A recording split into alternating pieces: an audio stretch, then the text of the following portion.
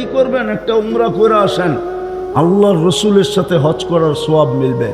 আর চৌখে দেখা আসেন, মদিনায় ছোট ছোট বাচ্চা বাথরুমের গেটে দাঁড়ায় থাকবে, ইফতারির আধা ঘন্টা আগে আপনি বাহির হবেন, আঙ্গুল দৈরা নিয়ে উজু করাবে, তারপরে অ্যাক্সেলেটার দিয়ে উপরে উঠাবে, টানতে টানতে নিয়ে ওর বাপের দস্তরখানে আপনাকে বসাবে। শিখেন কিছু যায়, পয়সালে যাবেন কই? একটু আগেও বলছি, এখনো বলতেছি, হাজার না, লক্ষ না, কোটি কোটি রেখা যান, লক্ষ কোটি না। আপনার সন্তানের কপালে যতটুক লেখা আছে, এক সুতা পরিমাণ বেশি বুক করতে পারবেন না। না না না না না, জীবনটা কিন্তু কেটে যাবে, করবে না। আর জীবনটা গড়া হলো দাবি, এটারও কারণ বলতেছি। কেননা ফ্রি সার্ভিস 24 ঘন্টা আল্লাহ দিতেছেন। ফ্রি সার্ভিস বোঝেন কি? বিনা পয়সায় সার্ভিস দিতেছেন। আপনি বলবেন কোথায় সার্ভিস দিতেছে? এই বোতলের পানির দাম কত?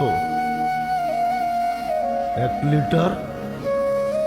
যদি পানির দামে অক্সিজেন কিনতে হইতো, তাহলে ডেলি 16,500 টাকা বিল দিতে হতো।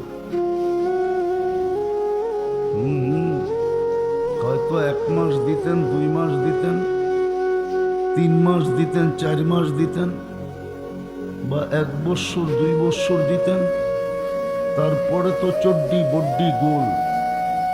কেননা মাসে 4,95,000 টাকা বিল দিতে হতো। আরে বুঝে আসলো? ফ্রি সার্ভিস, ডেলি দিতেছেন অক্সিজেন। এই জন্য জীবনটা গড়ে যেতে হবে, কাটায় গেলে চলবে না। জীবনটা আল্লাহ দিছেন, আল্লাহ আবার সাজায়া দিছেন, সাজায়া। মার পেটের থেকে যেরকম আসছিল, যদি টেকনোলজি দিয়ে সাজাইতে হতো, তাইলে খবর হইতো কয় টাকা দিয়ে সাজাইতে হয়। মার পেটের থেকে আসছিলাম, দুনিয়ার কোনো মেশিন নাই যে মার পেটের বাচ্চার চোখ টেস্ট করে বলবে এটা দেখবে। চ্যালেঞ্জ আমার সাথে, কোনো মেশিন দুনিয়াতে নেই যে মার পেটের থেকে যখন বাচ্চা আসছে চোখ টেস্ট করে বলবে এই চোখ দেখবে। এত বড় বড় চোখ করে চেয়ার হয়েছেন কেন? বলেন মেশিন আছে কিনা? কোন কান টেস্ট করে বলবে যে এই কান শুনবে? কোন জবান টেস্ট করে বলবে বলবে? অস্তিত্ব দেন না, সাজায় দিছেন। চলতে তো অহংকার নিয়ে কম চলি না, বাপ নিয়ে চলি। বুঝাইতে চাইতেছি, ইনসাল্ট করতে চাইতেছি না। বুঝেন, কাজে দিবে, নাইলে হিসাব কিন্তু দিতে হবে। আজকে যদিও ফ্রিতে সার্ভিস দিতেছেন, ফ্রিতে, কুরআন এটাই বলছে, আল্লাহ তুসআলুনা আনিন নাঈম। জীবন গয়রা না আসবে, তোমার কাছ থেকে 1 ফোঁটা পানির হিসাব নিব। 1 ফোঁটা পানি বানানোর ক্ষমতা দুনিয়ার নাই বলে তো বিজ্ঞানসম্মত বড় উন্নত ডিজিটাল ফিজিটাল 1 ফোঁটা পানি বানানোর ক্ষমতা নাই। ওনারা তো বলবে হাইড্রোজেন অক্সিজেন মিলাইলে পানি হয়, আমিও জানি পানি হয়, কিন্তু এই পানির ফোঁটায় ফোঁটায় জীবন আছে, ওটার ফোঁটায় ফোঁটায় মৌত আছে। বিদায় ভালো মতে বোঝেন, লম্বা কথা হবে না, অল্প সময় হবে, বিলকুল অল্প সময়। জীবনটা গড়া যেতে হবে। আর গড়া কেন যেতে হবে ওটার যুক্তি দিতেছি। 24 ঘন্টা বিনা পয়সায় সার্ভিস দিতেছেন। একটা দেখাইলাম শুধু অক্সিজেন, সাজানেরটা বাদেই দিলাম। সাজানেরটা যদি সাজাইতে হতো প্রযুক্তি দিয়া, মেশিন দিয়া, বিজ্ঞান দিয়া, টেকনোলজি দিয়া, মেডিসিন দিয়া, তাইলে বুঝে আসতো একটা বাচ্চাকে যৌবন পর্যন্ত পৌঁছাইতে কি খরচ হয়। ওটা ফ্রি সার্ভিস দিছেন, এখনো ফ্রি সার্ভিস দিতেছেন। বেশি দূরে যেতে হবে না। করুণা লগ্নে যমুনা গ্রুপের মালিক বলছিল স্বাভাবিক শ্বাস নিতে দে চায়নার ডাক্তারের টিমকে, এন্টার যমুনা কোম্পানি তোদেরকে লেখা দিয়া দিন, শুধু স্বাভাবিক শ্বাস নিতে দে, আমার থেকে ভেন্টিলেটর খুলা দে। ফ্রি সার্ভিস 24 ঘন্টা দিতেছেন। এই জন্যই দাবি জীবনটা গইরা এসো। তোমাকে অস্তিত্ব দিছি, সাজাইও দিছি, ফ্রি সার্ভিস 24 ঘন্টা দিতেছি। যদি প্রযুক্তির সাথে মিলাই তো একটা দেখাইলাম, যদি কিডনির বিল ডেলি নিতেন 3000 টাকা করে, তাইলে ডেলি 1,08,000 টাকা শুধু কিডনি ডায়ালিসিসের বিল দিতে হতো। যুবক, রঙ্গে আসো রঙ্গে, যেমন মনে চায় তেমন চুল কাটো, ঠিক না? যেমন মনে চায় তেমন পোশাক পরো, ঠিক না? যেমন মনে চায় তেমন নারী চলে, কারো কাছে কোনো লেগাম নাই। 14 তারিখ আইলে মাতাল হয়ে যায়, 31 নাইট আসলে মাতাল হয়ে যায়, ঠিক না? পহেলা বৈশাখ আসলে তো কোনো কথাই নেই, ঠিক না? 24 ঘন্টা তোমাকে ফ্রি সার্ভিস দিতেছে। যদি পার শ্বাসে 1 পয়সা বিল দিতে হতো, তাহলে প্রতিদিন 1600 টাকা পে করতে হতো, 1600 টাকা। যদি যতবার খাই অতবার যদি স্বাদ টেস্ট করতে হইতো মেশিন দিয়া, তাইলে খবর হইতো যে ডেলি শুধু স্বাদ টেস্ট করার বিল কত দিতে হয়। যতবার খাই অতবার ঘ্রাণ যদি টেস্ট করতে হইতো যেটার ঘ্রাণ ঠিক আছে না নষ্ট, তাইলে মনে হইতো কত টাকা বিল দিতে হয়। বিনা পয়সায় সার্ভিস দেন তো, এই জন্য গায়ে লাগে না, যেমন খুশি তেমন চলা যায়। কয়দিন ওটো বলা দিছে, ইলা আজালিম মুসাম্মা, নির্দিষ্ট সময় পর্যন্ত। নাইলে ফিরোজ শাহী গাজীপুরে মরতো কেন? 1 মিনিটের মাই ভরসা তো নিজেই লেখলেন, নিজেই গাইলেন, আর গাজীপুরের স্টেজেই জান দিলেন। এটা কি গাজীপুর না? না নরসিংদী, না নারায়ণগঞ্জ, না ঢাকা, এইখানেই জান দিছে। সত্য এটাই, যে গইরা যাবে, ফকিরও যদি গইরা যায় তো বাদশাহ হবে, বাদশাহ। কোরআন বলে ইউতিহি মুলকান কাবীরা, তোরে বড় রাজত্ব দিবে। কত বড়? তো বলছে ছোট প্লট এই দুনিয়ার 10 গুণ বড়, 10 গুণ। মানবেন না? না মানেন,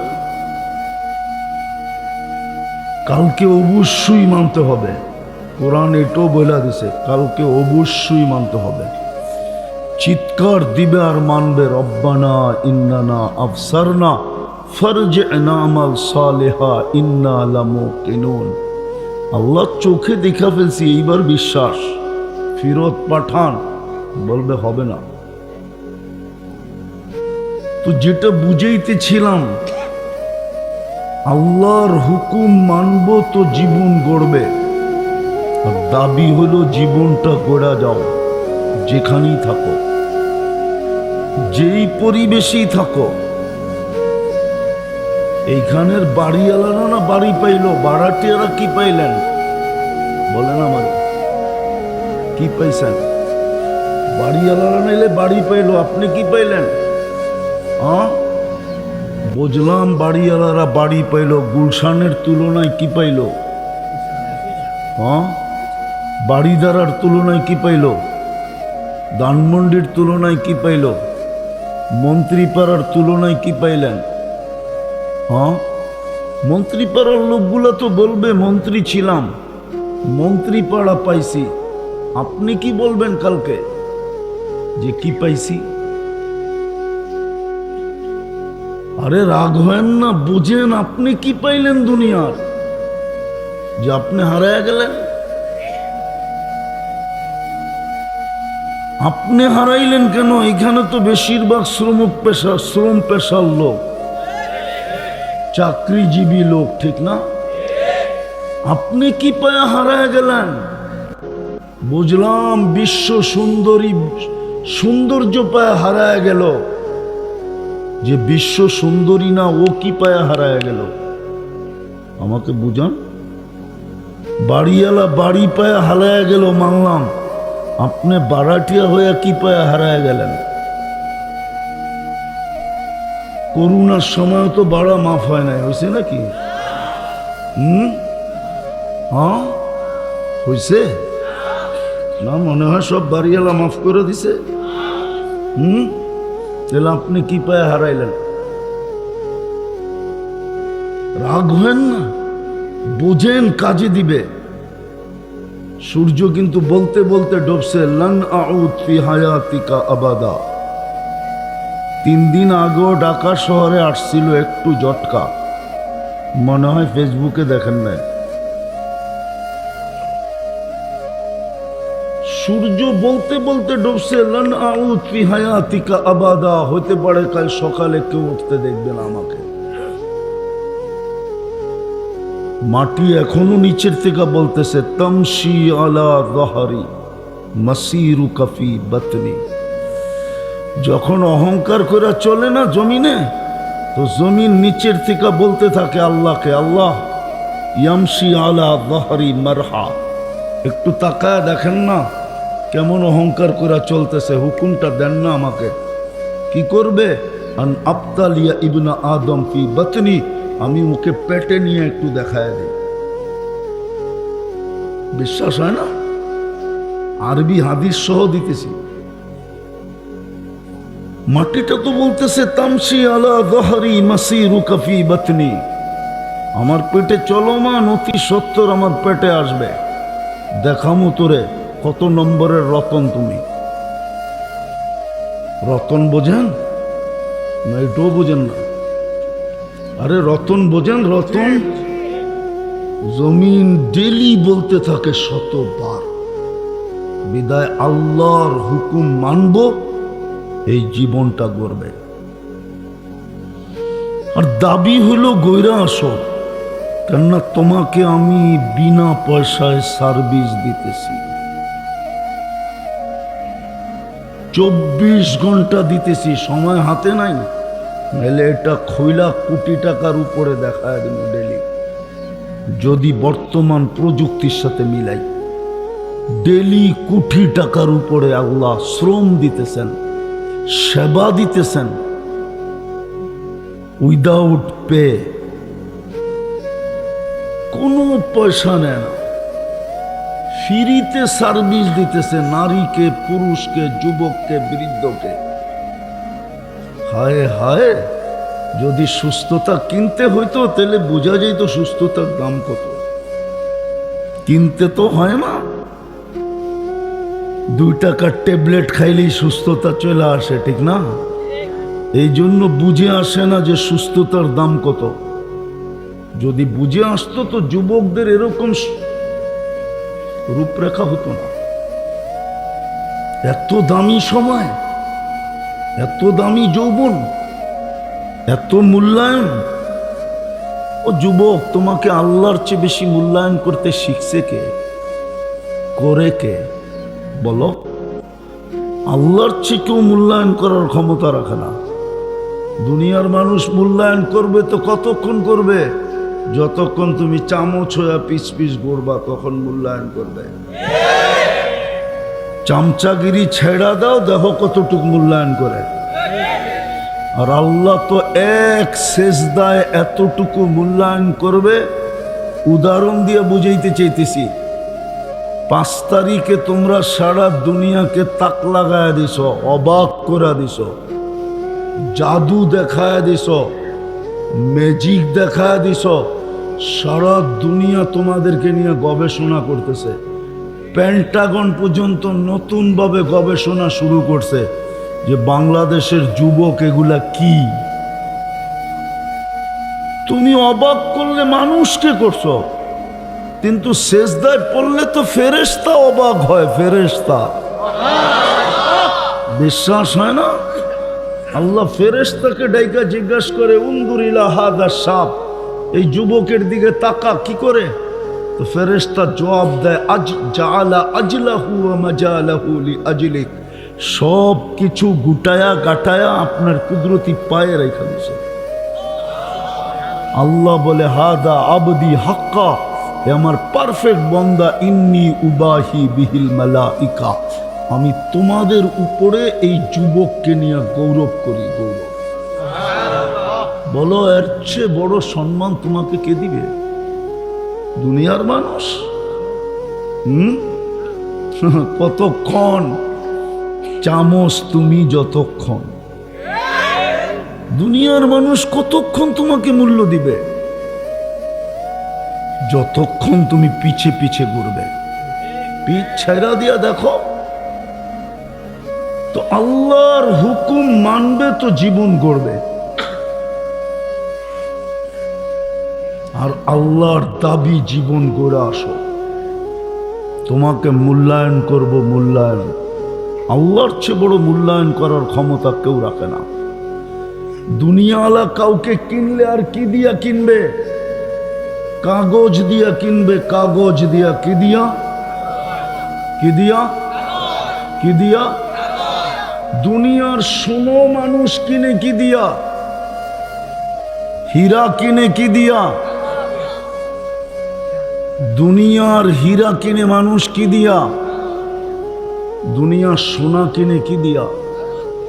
ও যুবক, তুই জীবন গণনা, তোকে আল্লাহ কিনবে জান্নাত দিয়া। জান্নাত দুনিয়ার মানুষ কিনে কাগজ দিয়া। কাগজ চিনো কি? দুনিয়ার কোন টাকা কাগজ ছাড়া আছে? এটা কি 1400 বছর আগের কাহিনী নাকি যে সোনার উপর টাকা ছিল? এখন তো সব কাগজ। কি কি?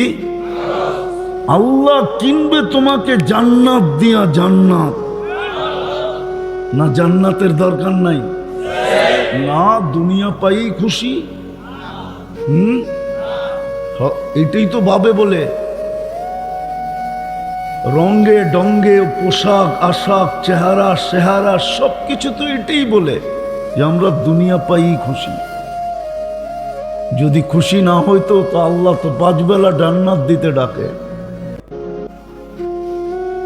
বলেন, এই এলাকার ধনী লোক এই এলাকায় থাকে? কই থাকে?